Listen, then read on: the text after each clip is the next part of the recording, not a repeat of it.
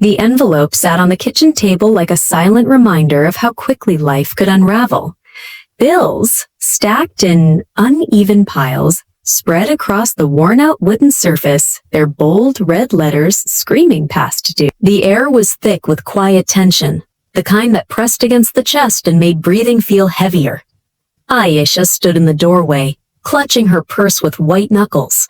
She wasn't rich, not even close. Every dollar she saved was supposed to pull her closer to independence, toward her dream of moving out of the cramped family home, maybe even finishing the graphic design course she had been putting off for years.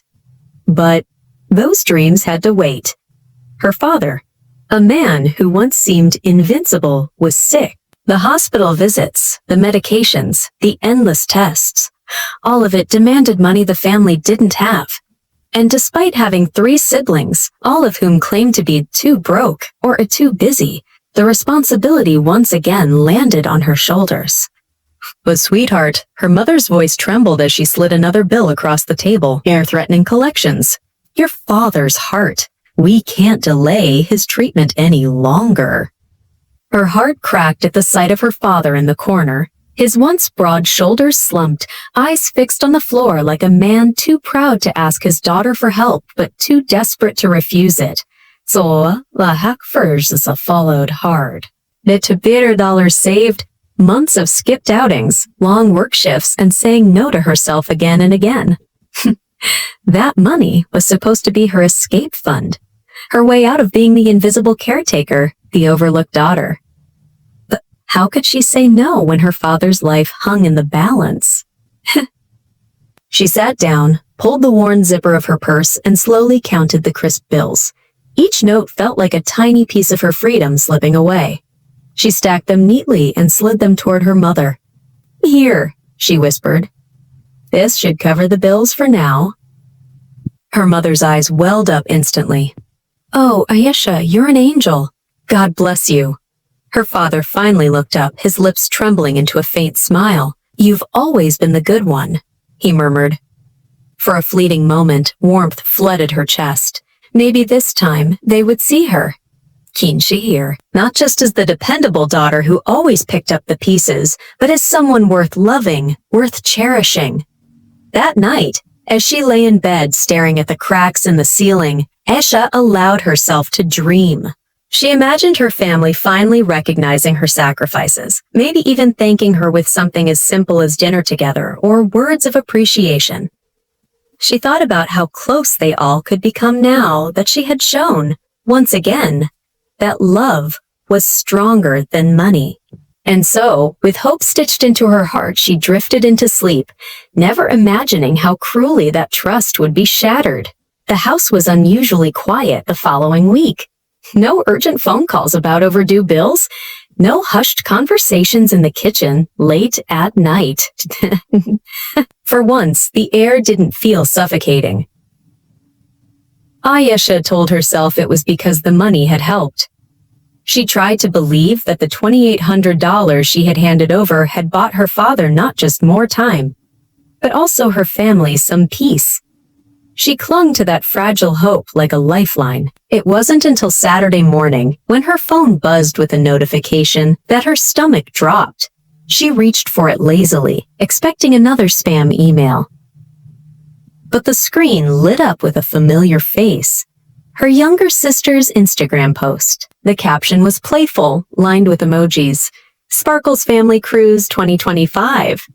Sparkles the photo showed her parents standing on the deck of a massive cruise ship, sunlight glinting off the ocean behind them.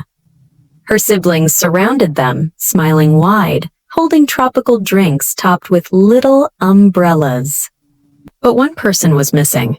Her, Ash's hand trembled as she stared at the glowing screen. Post after post appeared as she scrolled, her family dining in luxurious buffets, laughing at poolside parties, exploring sunlit islands, her sisters in new dresses, her brother grinning with sunglasses perched on his head, her mother's hand proudly gripping a cocktail.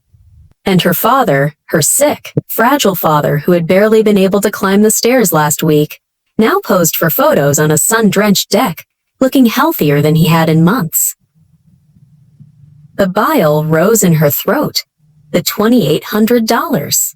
The money she had given to keep a roof over their heads and medicine in her father's veins. It hadn't gone to bills. It hadn't gone to hospitals.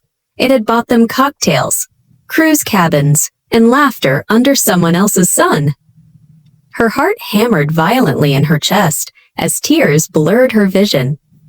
She slammed the phone down and pressed her hands against her face, but the sobs ripped through her anyway. How could they? She whispered to the empty room. How could they do this to me? Memories flashed, her mother's trembling voice, her father's frail smile, the words, "You've always been the good one." Good one? No. She was the gullible one.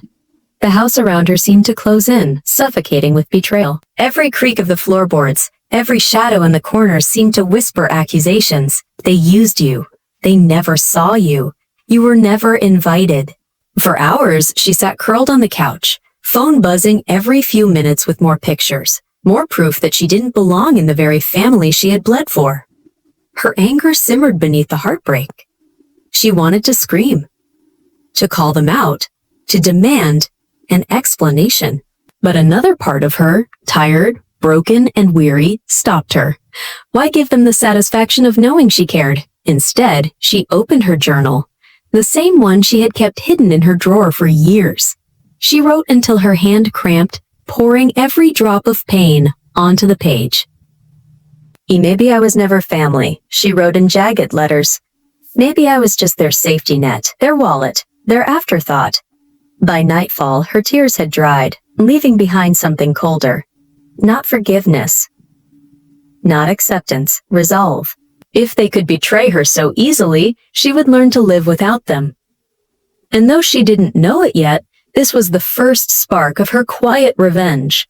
The decision to stop being the daughter they could always depend on, and to become the woman who no longer needed them.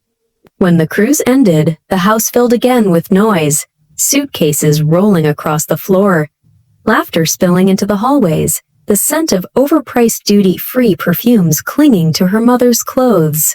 Ayesha sat at the dining table, laptop open, pretending to work while her family carried in souvenirs and stories. Oh, you should have seen sunsets, her mother gushed, pulling out a coral-colored scarf. The buffet were endless. Lobster, steak, anything you could imagine. And the shows. Broadway level, I swear. Her siblings chimed in, voices overlapping with excitement. Remember the karaoke night? Dad killed it with his Elvis impression. Ayesha's father chuckled, his cheeks flushed with pride. They even gave me a standing ovation. The words stabbed deep. She remembered his frail body hunched in the armchair weeks ago, too weak to stand for long. She remembered the trembling in his voice when he accepted her money. Now he looked fine, she nodded, lips pressed into a thin smile. Sounds like you had fun. No one noticed the bitterness in her tone. No one noticed her silence. They were too busy reliving the laughter she had never been part of. And that's when Ayesha made her decision.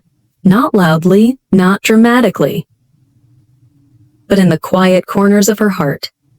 She would never be used again. The days that followed were different. She didn't confront them. She didn't demand her money back. Instead, she slipped into a colder rhythm. When her mother called her into the kitchen to discuss bills, Ayesha shook her head. Sorry, I can't help this time. I have my own things to take care of. When her father asked her to run errands, she answered politely but firmly. I'm busy. Her siblings noticed first. You've changed, her younger sister said one evening, frowning. I don't know, available anymore. Ayesha's lips curled into the faintest smile. Maybe I just grew up.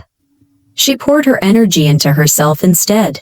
She applied for better jobs, ones she had put off because she had always been tethered to her family's needs. She dusted off her old sketchbooks, spending late nights sketching designs and sending portfolios to agencies. And for the first time in years, her paycheck stayed in her bank account. She saved. She invested. She began to build the life she had once only dreamed about. Her family tried to rope her back in. When another medical bill arrived, Her mother's voice turned syrupy sweet. "Honey, you've always been the responsible one. Could you—" No." Ayesha cut her off gently, her voice steady as stone. Not this time." The shock on her mother's face was almost satisfying. Her father tried again a week later, voice thick with disappointment. "We thought we could always rely on you." Ayesha looked him in the eye, her chest tight but her words clear. Maybe that was the problem. Each refusal was a small rebellion, a piece of her quiet revenge. She wasn't screaming. She wasn't fighting. She was simply stepping away, brick by brick, from the cage they had built around her. And though her family didn't realize it yet, they were beginning to feel the emptiness she left behind, the silence of the daughter they had taken for granted, the absence of the safety net they thought was endless. For the first time in her life, Ayesha wasn't the one who felt small, they were. Time as always kept moving. Weeks folded into months, seasons shifted. The cruel sting of betrayal no longer cut Ayesha raw. It hardened into something sharper, clarity. She was no longer the invisible daughter, the walking wallet, the girl desperate for scraps of love. She was simply Ayesha, her own person. Her new job came first, a junior designer at a marketing firm downtown. It wasn't glamorous, but it was hers. She poured herself into it, staying late, learning quickly, letting her creativity blossom. Within 6 months, her boss was already giving her lead projects. Within a year, she was promoted. And with each paycheck, she built the life she had once only imagined. A cozy apartment with walls she could paint any color she liked. A bookshelf filled with novels she never had time to read before. A tiny balcony where she drank her morning coffee in peace. Peace, something she hadn't known in her parents' house. Her circle expanded too.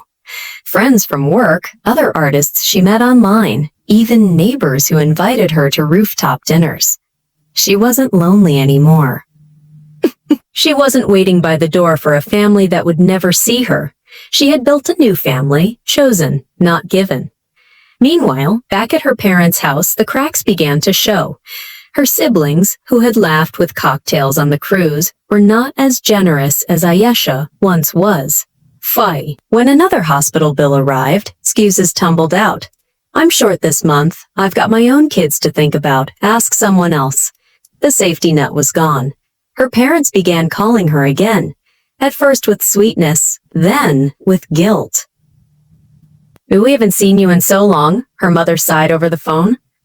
"Your father misses you." "Things are hard," her father added, his voice carrying a hint of the old authority.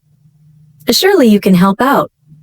"Like you used to." Ayesha's heart ached for the part of her that once would have run to them without hesitation, but that girl was gone. She smiled softly into the silence, her tone polite but firm. "I'm sorry, I can't." And she didn't explain. She owed them nothing. The final moment came one summer afternoon, when she ran into her younger sister at the grocery store. They stood awkwardly in the frozen foods aisle, carts between them like a barrier. "You've changed," her sister said quietly, eyes searching her face. "You don't even come around anymore." Masha's lips curved, not bitter, not cruel, just calm. "I had to." Her sister's gaze faltered, guilt flickering across her expression. We didn't mean to hurt you, you know. The cruise, it was, Ayesha held up a hand, stopping her. "You don't have to explain. I understand now." "Understand what?" That I don't belong there. Not the way I thought I did." Her sister's eyes glistened, but Ayesha didn't waver. She simply pushed her cart forward, her steps steady, her heart light. That night, Ayesha sat on her balcony, city lights twinkling around her. She sipped her coffee and let the breeze brush her hair back. Her phone buzzed with a message from her best friend. "Dinner tomorrow?" "My treat," she smiled, typing back a quick yes. This was her life now, quiet, steady hers. And it was sweeter than any revenge she could have screamed or demanded. Because while her family clung to their regrets and their empty expectations, she had built something real. Her revenge wasn't in hurting them back. It was in being happy without them. And that was the sweetest revenge of all.